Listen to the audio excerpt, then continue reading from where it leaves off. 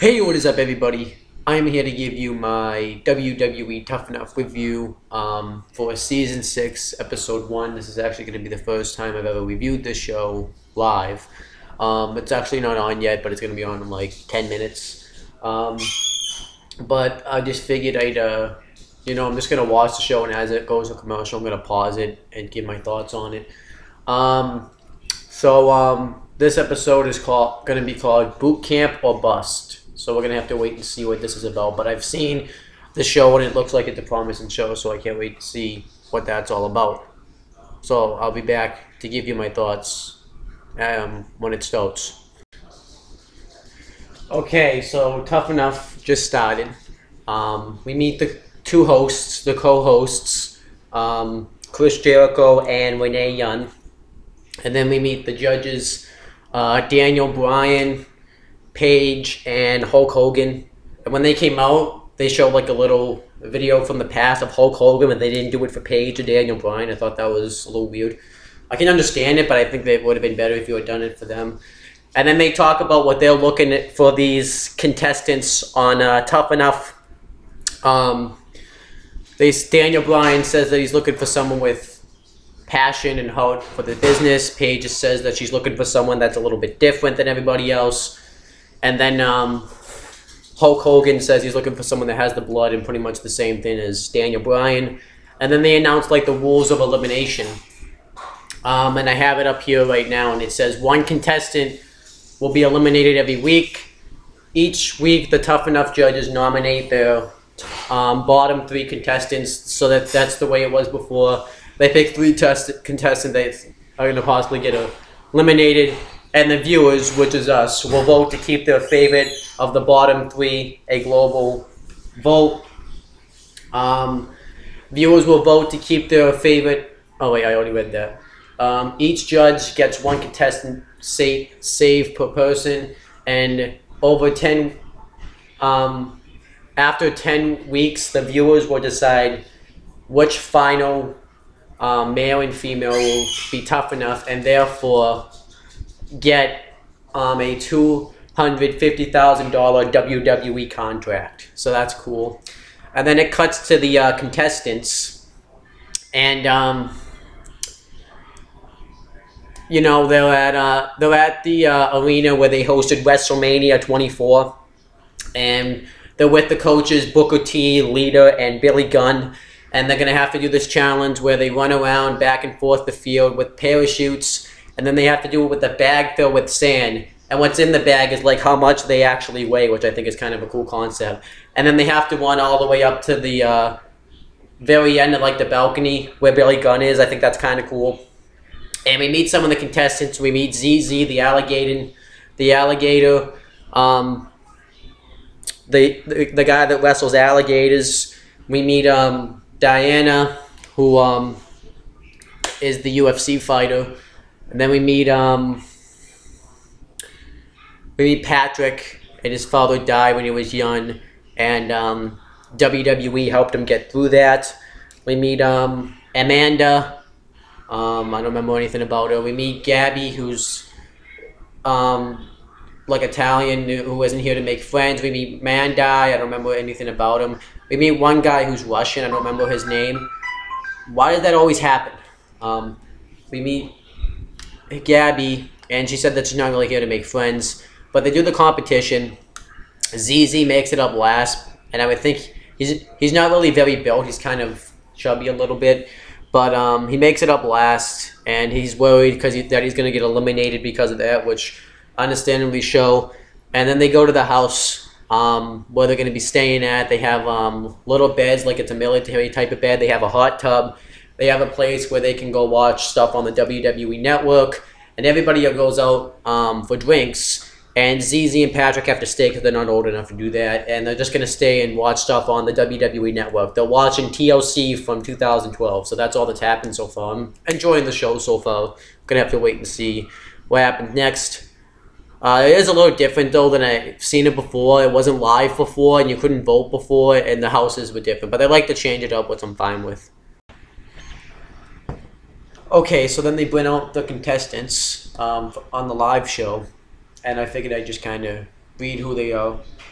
We meet Alexander Fuiki, Amanda Sacamano, Diara Benato. I don't know how to say some of these names. I'm reading this off the Tough Enough app, which I probably will use very soon.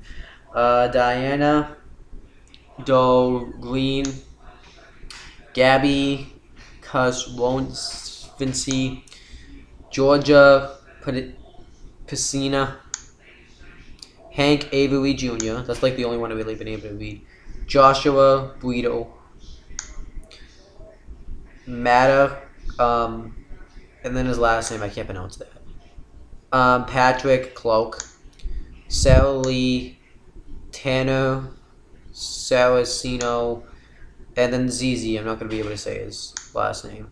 Jeremiah Lope, I think is how you say his name. So they bring all of them out, and then they cut to the a taped, and then shows everybody out drinking and having a good time. And Josh is talking like he is all that because he was the first one that finished the competition. So everyone's kind of hating on him. One of them, I don't remember which one it is getting engaged, and she's showing off her husband. And then back at the house, ZZ and Patrick are in the hot tub.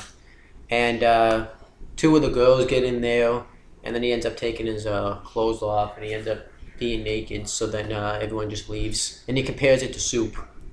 It was kind of weird. So then the next day, it's like 6 a.m. And everybody gets out and starts jogging. Doing push-ups, and ZZ is in last place again. So this isn't looking good for ZZ. And then and then two of the girls are braiding Tanner and ZZ's hair just to have fun. And I believe her name is Georgia or something. One of them has the names are gonna get to me that. But one of them is like sick, isn't feeling well, so yeah, that's not really going well. And then they have to do this competition where they run the ropes, and then they have to body slam this bag, body bag. Well, it's not body bag, but it's a bag. I don't really know what it's called. It's like a trainer's bag, and they have to body slam it. They have to learn how to do that. And Jason Jordan from NXT was there, so that was cool. So then they all do it. Everyone actually gives an estimate on how many they think they can do. And Tanner says he can do more than anybody there, which everybody gets pissed about that. Patrick even says, like, you're not going to be able to make it in this business. You're just here for the money. If you want to be in the MMA, then there's the door. But everybody does it. And then Tanner ends up doing it, and he ends up doing 16. And the men's average was 8. So, yeah. And then they say that the next time they see each other will be on like the live show. So I can't wait to see what happens with that. So I'm actually enjoying Tough Enough so far. It's been pretty good. Okay, so now we get to the drama part of the show. Everybody thinks Diana should just leave because she thinks that they don't really want to be here, which isn't true. But Diana is kind of sick of it because she's the one that's actually engaged to that guy. They haven't said his name yet. And she just wants to plan her wedding, and she doesn't really want to deal with this right now, which, you know, could say is true. And Gabby kind of says, if you don't want to be here, then just go home. And they get into it. They call each other, you know, bitch. And they just kind of get into it. They get into this big argument. And then they're getting ready for the elimination round. And I will say, too, it was kind of cool earlier to see the Performance Center. That was pretty cool, because I've always wanted to see the Performance Center for NXT. Even though I saw it on the E60 thing that they promoted a while ago. Then, what happens next? So then Tanner is being cocky because he thinks he's better than everybody else because he's been showing the world that he's #1, and him and Patrick get into it, and Alex get into it too, and he's like, let's go. And Tanner believes that he's not going to get eliminated, and he thinks Alex and Patrick are, so they get pissed about that. So everyone just says, let's go see who's going to get eliminated right now. And then that was about it. But I thought this was fine.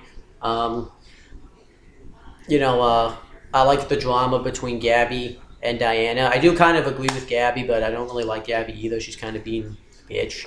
But I can agree with what all the girls are saying, because if she doesn't want to, because if you don't want to be in the WWE, then don't be here. You know, she is upset that she has to be away from a fiance for 10 weeks. But let's just say you do get the contract. You're going to have to be away for possibly all year, you know? You don't really get to be home at all, so that is that. But Tanner, I think, is being a little cocky, and he's being kind of an asshole, so I can agree with that. But yeah, this stuff was pretty good.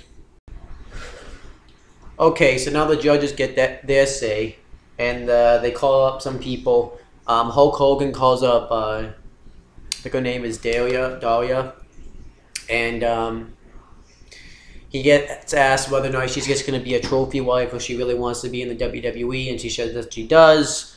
And then Paige calls up Hank, and he mentions that ZZ isn't as physically fit as everybody here, including the woman. So she kind of takes offense to that and assumes that he is saying that women aren't physically fit.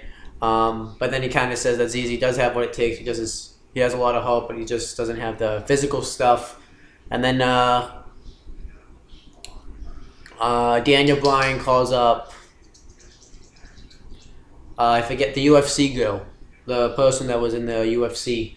And Daniel Bryan even said that you talked about how you took risks in this competition. You were planning on taking risks, but he didn't see her taking any risks. And she says that her whole life has been a risk. Stepping into a UFC win, stepping into a WWE win, and everybody just seems that she's taking risks. So now we're about to find out the bottom three, so I can't wait to see who that is.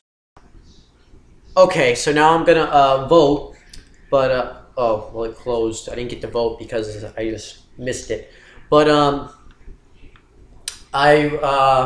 they call up the three contestants. Hulk Hogan picks, remember who he picked? Oh, ZZ. Daniel Bryan picks Hank, and Paige picks Josh. And I'll just vote right here. I'm going to say that, I guess I get to vote who gets to go home. I'll pick Josh, I guess. But yeah, that's all that's happened. Okay, so, it just ended. And, they have like a 30 seconds to like save themselves by cutting a promo. Josh says they should pick him because he's like the best for business. ZZ wants to pick him. I kind of zone out for his. And Hank says that he's like an average person. Everybody's like came out of football, came out of the UFC, and he's just an average Joe.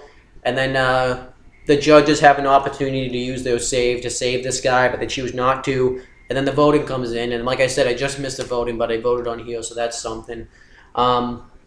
And I guess if you get the lowest amount of votes, I guess you get to vote who gets to stay. And I guess if you get the lowest, you go home. And Hank ends up going home. So he's gone. I can't really blame him. He was just kind of bland anyways. But yeah, that's about it. So that was my review of Tough Enough. And I'll be back to give you another review of Tough Enough next week. And then I'll be back to do more videos throughout the week. So that's pretty much it, guys. You can click right here to subscribe. Overall, Tough Enough was pretty good, by the way. I didn't say that. But yeah, I'll be back to give you another review next week.